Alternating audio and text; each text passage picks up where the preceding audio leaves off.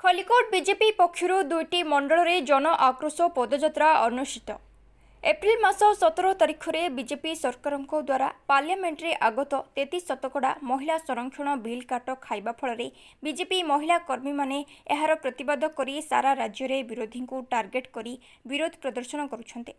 आज खलिकोट बीजेपी तरफ एहार प्रतिवाद करी शताधिक महिला मानक एक रैली 11 नंबर जोन तेंदुलियापल्ली पंचायत बाहरी 13 नंबर जोन बाकुटु गाँ पंचायत ठारे पहुंची महिला माने विभिन्न स्लोगान मान देई प्रतिवाद करने सह नवीन पट्टनायक और राहुल गांधी को कुशपुतलिका पोड़िथिले।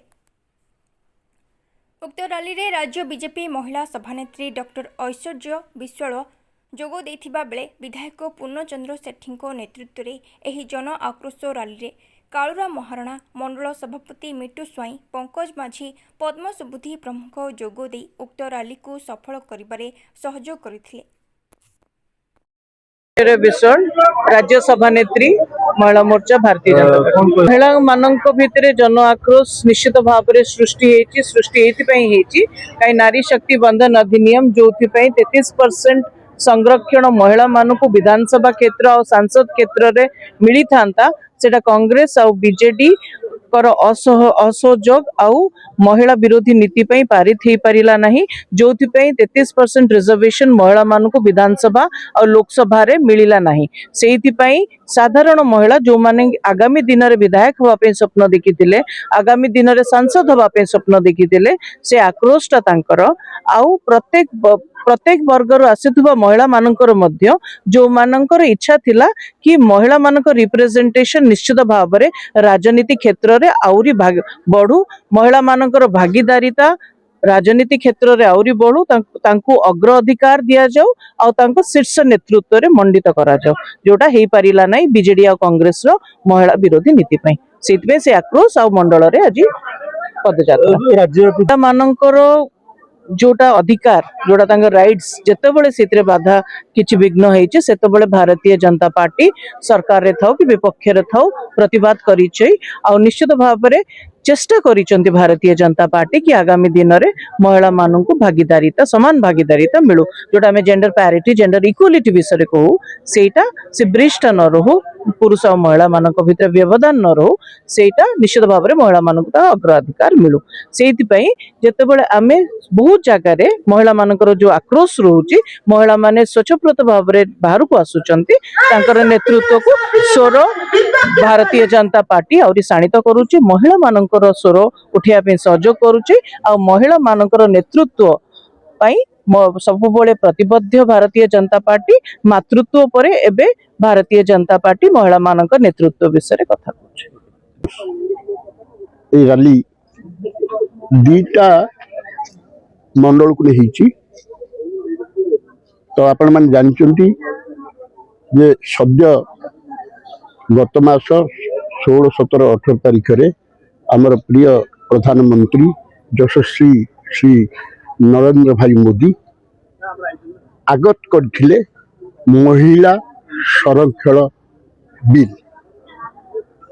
आपण भारतर संविधान रे राइट टू इक्वालिटी अच्छी आम समस्ते जानिचे equal rights for equal men and women.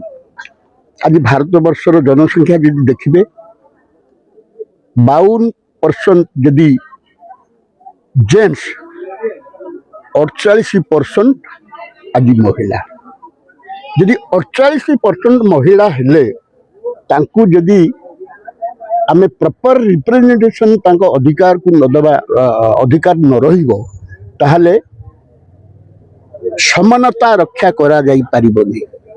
अतः अति कम रे 33 भाग महिला संरक्षण हेइथिले हमरो भौणी माने अंतत पक्षे 33 भाग महिला जाइथान्ते विभिन्न राज्यर असेंबली एवं भारतर संसद किंतु ताकू आज करे देलेनी विरोधी दल आपण माने जानती 2/3 मेजोरिटी नहले बिल पास हो पारिबनी। तो अतएव ताकू 2/3 मेजोरिटी न होवा पाई ଚକ୍ରାନ୍ତ କରି ତାକୁ ଆଜି ସେ ବିଲ୍ କି ନାକଚ କରିଦେଇଛନ୍ତି। ଏକ ଅନ୍ୟାୟ, ନାରୀ ମାନଙ୍କ ପ୍ରତି ଅନ୍ୟାୟ। ଏଇ ଦେଶରେ ଇନ୍ଦିରା ଗାନ୍ଧୀ ପୁଣି ପ୍ରଧାନମନ୍ତ୍ରୀ ଥିଲେ, ଏଇ ରାଜ୍ୟରେ ନନ୍ଦିନୀ ଶତପଥୀ ମୁଖ୍ୟମନ୍ତ୍ରୀ ଥିଲେ, ତାମିଲନାଡୁରେ ଜୟାଲଳିତା ମୁଖ୍ୟମନ୍ତ୍ରୀ ଥିଲେ, ମମତା ବାନାର୍ଜୀ ୱେଷ୍ଟବେଙ୍ଗଲରେ ଥିଲେ, शेख हसीना बांग्लादेश थे, आपणकर पाकिस्तान रे बेनजीर भुट्टो थे एवं अन्यान्य पृथ्वीर अन्यान्य देश रे महिला माने प्रतिनिधित्व करुले एवं सरकार मुख्य थिले एवं से माने बहुत भल काम करथिले। अतएव आमर भौणी माने महिला माने कोथिरे कम नुहंती। जी घर चलाउची ताठू बड़ कथा नहीं। आज सी सबू संभाली सही घरटा जी चल पार्टी से देशटा को चल पारनी। से उद्देश्य आमर प्रिय प्रधानमंत्री तथा गृहमंत्री यही बिल टी आनी 33 भाग महिला जमी आमर स्टेट असेंबली एवं इंडियन पार्लियामेंट को जीवे ताकू करई देले। आपण कहे बीजेडी कौन भूमिका अच्छी देखो। बीजेडी बर्तमान ना डाबा अच्छी ना डालिया अच्छी। 21 रु शून 21 रु शून जो 18 थिले से माने बाहा स्फुट मारुले एबे 21 रु शून तथापि से बाहा से कौन कले साबोटाइज कले। से तो एमपी नहीं भाग तो नहीं पारिबनी।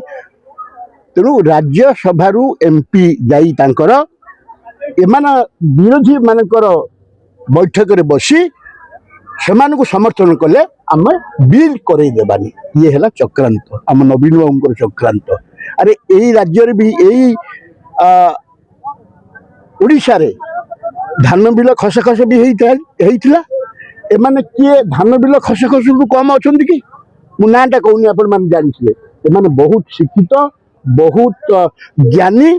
अतएव एमान को सुजोग दि जाऊ राइट इक्वालिटी जो अच्छी भारत संविधान ताकू बंचा को हेले आज भौणी मान को आज देवाकू हब प्रतिनिधित्व देवाकू हब। आउ सीए आज कौन स्त्री घरर चारि कांथरे आबद्ध होई नाहंती, घरर रोषेशाला आबद्ध होई नाहंती। से सबू करि परिबे। आज स्वयं सहायता गोष्ठी कौन न करुछन।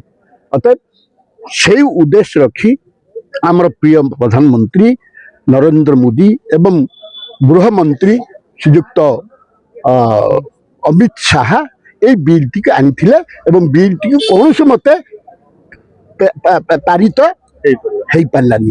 किंतु एटा मन रखु आज एमानकर आक्रोश यही नारी मानकर आक्रोश से दल ध्वंस हो। आज कांग्रेस तलकू तलकू जाऊँगी, बीजेडी तलकू तलकू जाऊँगी। ता कारण एमानकर सब अभिशाप पड़ो। यही परिप्रेक्षी में गोटे मोर भौणी मान अनुरोध करुच्ची आपण मैंने आउ घरे रहिबा पई चिंता करंतु ना। जो सुजोग जेतବେଳେ आसीबो आपण आगु को आसीबो। हमर जने नेत्री देखंतु से बहु उच्च शिक्षित से जने डॉक्टर से आज ओडिशा रो महिला मानकर मुख्य सभापति। आपण मानक धन्यवाद समस्त धन्यवाद। जहाँ प्रोग्राम बहुत भल रहा। आपण मैंने पुणी आम सहित रहंतु समर्थन दियंतु। धन्यवाद। जय हिंद।